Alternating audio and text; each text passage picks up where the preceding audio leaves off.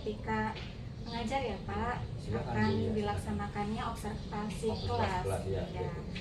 Ini Pak, nanti untuk tujuan pembelajaran akan saya lihat. Tujuan pembelajarannya Pak Akbar nanti kira-kira sudah mengakses informasi menggunakan media, poster, teks bacaan. Nanti kira-kira ada nggak Pak di dalam pembelajaran? Rencana ada Bu, ada rencana media pembelajarannya ada. Kemudian nanti diharapkan murid-murid dapat mengetahui bagian-bagian dari materi secara detail ya Pak. Ya. Kemudian harus dengan gamblang gitu. Ya. Kemudian yang akan saya lihat lagi area pengembangan yang hendak dicapai oleh Pak Akbar. Ya.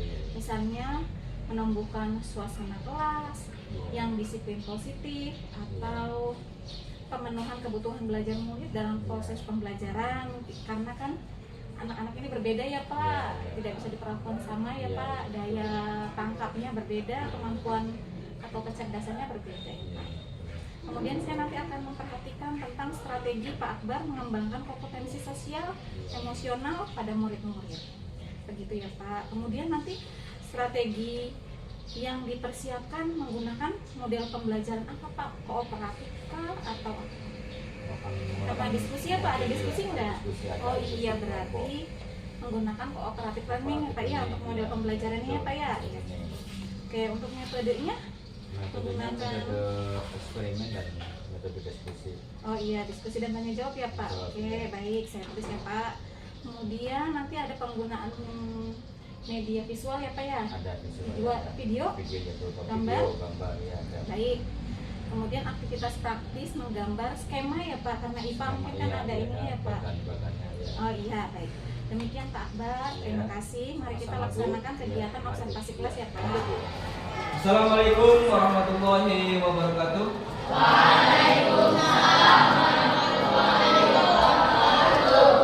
Baik, anak-anakku kelas 8C, sebelum mulai pembelajaran terlebih dahulu kita berdoa ya supaya belajar kita hari ini bisa berjalan dengan baik dan mudah dipahami. Sebagai doa dipimpin oleh ketua kelas. Silakan ketua kelas memimpin doanya dalam hati.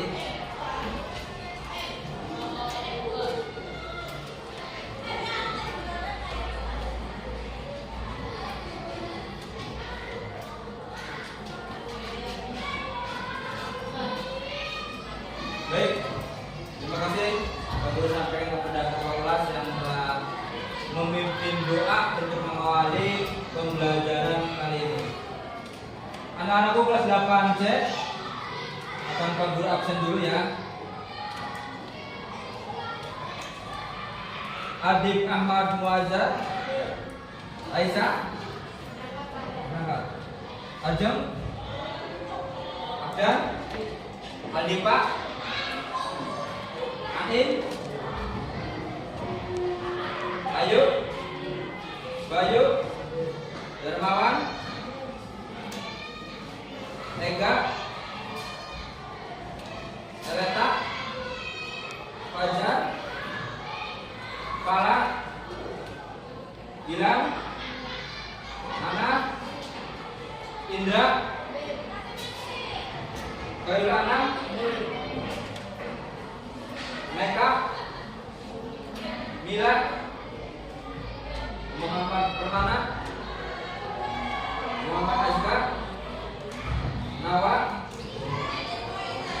Naila, Putra, Rafa, Revandi, Regina, Rizky, Salsa, Sulistri Ayuni, Tegar, Tiara, Winda, Zahratul ada. Ya, baik. Untuk selanjutnya, Guru ucapan luar biasa kepada kalian semua sudah bersemangat mengikuti pembelajaran hari ini. Baik.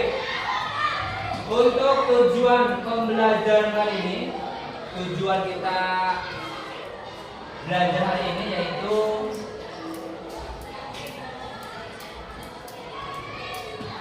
menjelaskan ya, kalian nanti diharapkan mampu menjelaskan variabel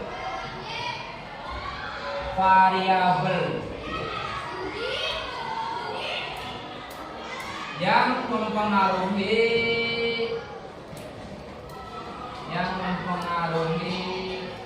efektivitas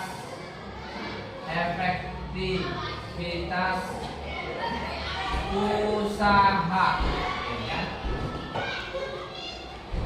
Faktor-faktor apa saja yang mempengaruhi efektivitas usaha? Minggu kemarin, pertemuan kemarin kita sudah membahas tentang masalah gaya. Ya.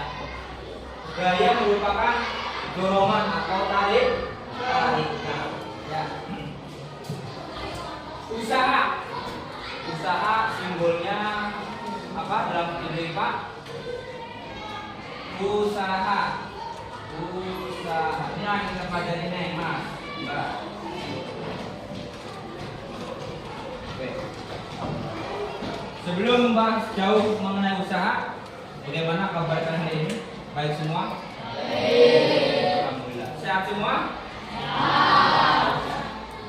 Alhamdulillah kalian bisa sehat semua. Baik. Untuk usaha, seperti apa yang kalian ketahui sebelumnya bahwa besar kecilnya usaha itu nanti akan kita selidiki dengan praktek ya. Besarnya usaha sama dengan gaya yang diberikan pada sebuah benda dikalikan jarak ini ya. G-nya apa, Be? Usaha. Satuannya joule. F. Apa kemarin F itu apa F? Hah? F itu apa? Gaya. Satunya apa satuannya? Satuannya Newton. Apa itu S? Jarak. Apa jarak satuannya? Apa jarak satuannya? Meter. Nah, kita akan membuktikan apakah betul usaha ini, besarnya usaha dipengaruhi oleh gaya dan jarak yang ditempuh. Ketika sebuah benda diberikan gaya, maka benda itu mengalami perpindahan tempat karena gaya itu dorongan atau tarikan. Ketika gaya diberikan kepada sebuah benda, otomatis benda itu akan bergerak. Namanya benda bergerak pasti memiliki jarak.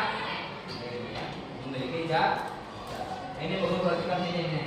Ada lembar kerja yang nanti akan kalian kerjakan secara kelompok ya. Nanti ditulis nama kelompoknya, anggota kelompok, kelas, tanggal, materi pokok. Menjelaskan pengaruh jarak terhadap usaha. Ini ada rata tugas, penggaris, beban. Ya. Nanti kalian bekerja secara berkelompok untuk memberikan untuk melaksanakan langkah kerja pada lembar kerja ini. Jadi lembar kerja ini akan membuktikan kepada kalian tentang ini nanti ya, data hasil percobaan. Yang jaraknya 5 cm diberikan gaya. Nanti di sini gayanya berapa? Nanti dengan peraturan tugas. Pak, kita mengetahui gaya dari mana Pak? Nanti kalian bisa mendapatkan alat yang namanya neraca tugas. Dulu waktu kelas sudah ya? Waktu kelas susu pernah praktek itu pakai neraca. Ada yang belum, ada yang sudah. Nanti ini di sini ya. Ketika jaraknya 5 cm, nanti bebannya ditarik pakai neraca tugas. Jadi kan neracanya akan menunjukkan skala berapa gayanya berapa newton. Misalkan 0,5 newton, 5 cm 0,5 newton, berarti usahanya berapa? gampang, berarti jarak dikali gaya. Ini besarnya usaha, nanti gayanya berapa? Misalkan gayanya ketika kalian menarik beban dengan rantai itu kamu akan menarik beban. Gayanya berapa? Misalkan 0,5 Newton. Dengan gaya sebesar 0,5 Newton dengan jarak 5 cm, ini dihasilkan usaha sebesar berapa gitu ya? Dihasilkan usaha sebesar berapa? 0,5 kali 5 berapa? Ada yang bisa ngajurin? Ada. Kita pelajaran kelas 7. 5 kali 5 25. 5 kali 10 5 kali 0 berapa? 0. 0 ditambah 2 2. Nah, usahanya sebesar 2,5 Joule. Ini misalkan nanti kamu bekerja ya, nanti gayanya kebetulan ketika ditarik dengan raca pegas sebesar 0,5 Newton dengan jarak pertama apa berapa? Jaraknya pertama 5 cm. Yang 10 cm berapa gayanya? Ditarik bebannya dengan menggunakan raca nanti dihitung, tinggal dikalikan dengan gaya. Misalkan gayanya 10 berarti 10 kali 10 Newton kali 10 cm. Ini yang pertama misalnya. Yang kedua. Ini yang berapa jarak ini? Yang jaraknya berapa ini tadi? Jaraknya ini 5 cm. Yang jaraknya 10 cm nanti berapa usahanya? Misalkan berarti kamu nanti mengisi kolom itu ya, kolom W usaha. F-nya berapa? Berarti W sama F kali S. F-nya ini nanti dikali dengan raca pegas tadi. Ditarik bebannya dengan raca pegas berapa? Misalkan 4 Newton. Nah, dikali jaraknya berapa? Jaraknya di situ yang diminta 10 cm. 4 kali 10 itu berapa nih, Mas? 4 kali 10 40 Joule. Nanti biasanya gayanya sama akan melakukan gaya yang sama biasanya 0, berapa tadi hasilnya? 0,5 Newton. Coba aja nanti dibuktikan ya, nanti dibuktikan dengan praktek. Hasilnya pasti memiliki gaya yang sama 0,5 Newton. 0,5 kali 10 berapa?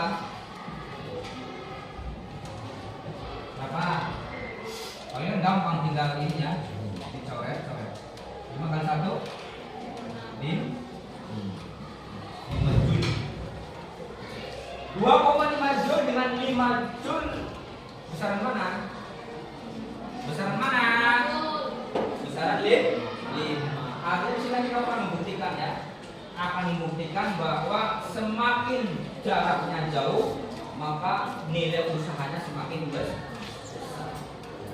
Nanti kita buktikan dengan praktek berkelompok, membuktikan apakah betul jarak berpengaruh terhadap besarnya usaha.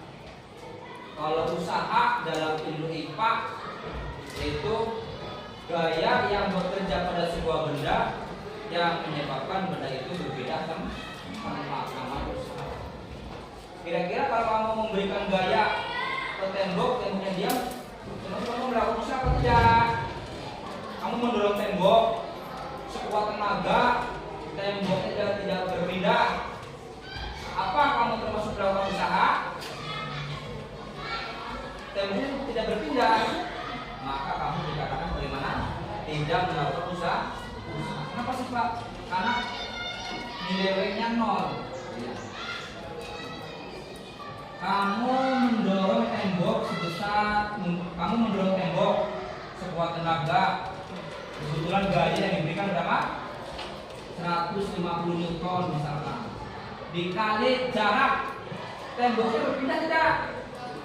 Kalau berpindah berarti 0 nol. Ya berarti jaraknya nol. Temboknya diam. Kalau diam berarti jaraknya nol. 150 Newton dikali 0 cm. Kok 0 Pak? Karena temboknya tidak berpindah. Berarti berapa Neng Mas? 150 kali 0 berapa? Hah? 0. Berarti usahanya 0 joule. Artinya apa? Tidak melakukan usaha. Ya. Nih, berarti apa namanya?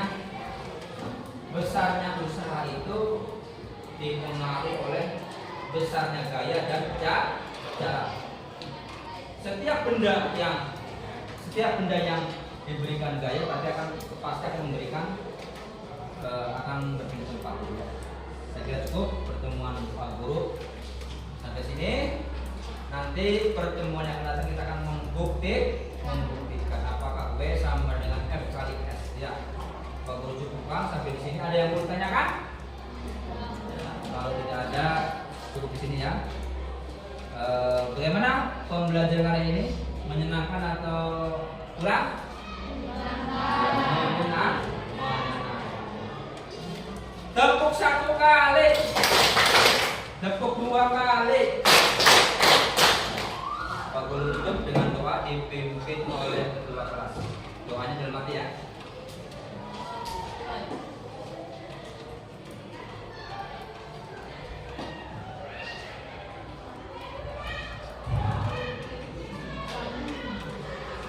Kemudian, Assalamualaikum warahmatullahi wabarakatuh.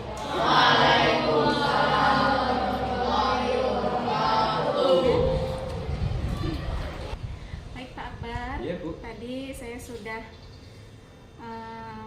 melihat Pak Akbar dalam mengajar selama 2 jam pelajaran ya Pak. Iya, Bu.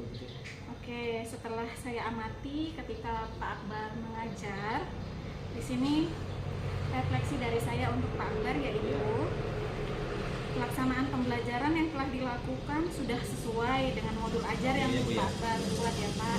Sangat luar biasa, sama-sama. Kemudian untuk mendukung proses, Pak Akbar menggunakan media ya Pak. Tadi Infocus Iya, ada, Infocusnya, Bu, ya, ada. laptop ada ya Laptop Pak ada, ya. iya, Iya. ada. Baik. Kemudian pembelajaran yang dilakukan oleh Pak Akbar fokus kepada murid. Terlihat dari antusias murid-murid Iya, dalam betul, menjawab pertanyaan dari Pak Akbar ya Iya, Pak. antusias, Anak-anak sangat murid, iya. antusias. Kemudian refleksi berikutnya untuk Pak Akbar yaitu Pak Akbar telah menunjukkan upaya baik dalam menerapkan pembelajaran berdiferensiasi Iya, terima dan kasih, Bu, konsep masukan. sekolah efektif. KSE-nya sudah ada. Kemudian tadi menurut saya kondisi kelasnya sudah kondusif Pak ketika pelajarannya Pak Akbar. Iya, terima Dan kasih, Bu. anak-anak juga dapat mengikuti Iya, Bu, ya. pelajaran yang Pak Akbar sampaikan, materi yang Pak Akbar sampaikan. Kemudian untuk topik percakapan di sini menurut Pak Akbar ada kendala nggak Pak ketika mengajar? Misalnya ketika dalam proses mengajar, dalam penyesuaian diri dengan kemampuan anak-anak, kira-kira ada kendala nggak Pak? Kendalanya yang saya hadapi memang materi sebelumnya yang memang harus diperkuat seorang guru terhadap murid. Kadang-kadang materi sebelumnya itu kan mendukung untuk materi berikutnya. Oke. Mungkin karena zaman sekarang anak yang memang perlu penekanan pembelajaran yang luar biasa, jadi memang harus ada penguatan yang lebih ekstra sebelum materi sebelumnya disampaikan. Artinya materi sebelumnya memang benar-benar dimatangkan. Jadi Dasarnya harus kuat ya Pak, iya, gitu ya kuat, Pak. iya. Iya. Jadi memang kayaknya kurang begitu maksimal ya, karena Oke. mungkin ya sekarang mungkin lebih banyak menggunakan HP apa dan sebagainya, banyak permainan sehingga Oke. fokus terhadap pembelajaran itu mungkin kurang maksimal. Nanti untuk pengalaman ke depan Bu bisa saya Iya. laksanakan. Iya. Lalu ini Pak, kemudian menurut saya di usia tadi kelas 8 ya Pak ya, mungkin tingkat intelektualnya murid-murid kita sangat beragam ya Pak. Iya, betul, Menurut betul. saya mungkin untuk semua guru, terutama Pak Akbar, perlu memahami dengan baik tingkat perkembangan setiap Iya, anak-anak ya Pak. Kemudian kita juga bisa menerapkan pembelajaran berdiferensiasi ya Pak ya. Dan iya, dan ini menurut saya jadi tantangan besar ya Pak bagi Iya, kita baik seorang guru ya Pak. Iya, tantangan baik kita untuk belajar diferensiasi. Iya, betul. Kemudian ini di kelas 8 mungkin belum sepenuhnya menguasai materi yang disampaikan Pak Akbar ya Pak, dalam kerja kelompok kecil, kerjasama, terus banyak juga dari kerja kelompok ini muncul anak-anak yang berdiferensiasi kemampuannya ya Pak ya. Iya, kemudian di sini lagi untuk penerapan strategi diferensiasi mungkin memerlukan alokasi waktu yang banyak ya Pak. Kemudian sumber daya tambahan dari guru, skill kita, kemampuan kita, pengetahuan kita juga harus digali terus ya Pak ya. Iya. Tuh. Kemudian kalau tadi saya lihat ya Pak, setelah saya mengamati Pak Akbar dalam mengajar, kesiapan anak-anak dalam menerima pembelajaran ternyata berbeda-beda ya Pak ya, sehingga membuat rancangan aktivitas harus kesiapannya harus lebih matang lagi. Betul, gitu ya Pak ya. Oke. Kemudian berikutnya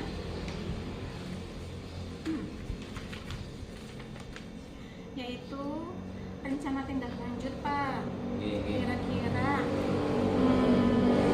mungkin nanti Pak Akbar bisa melakukan penerapan pendekatan bertahap dalam mengenalkan strategi berdiferensiasi ke anak-anak ya Pak ya.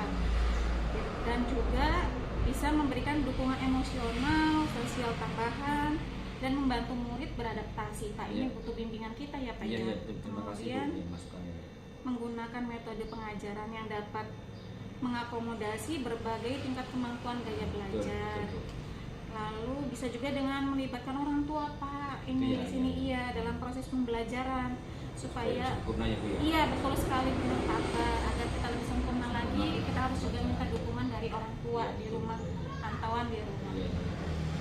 Demikian Pak Akbar, obrolan kita pasca observasi.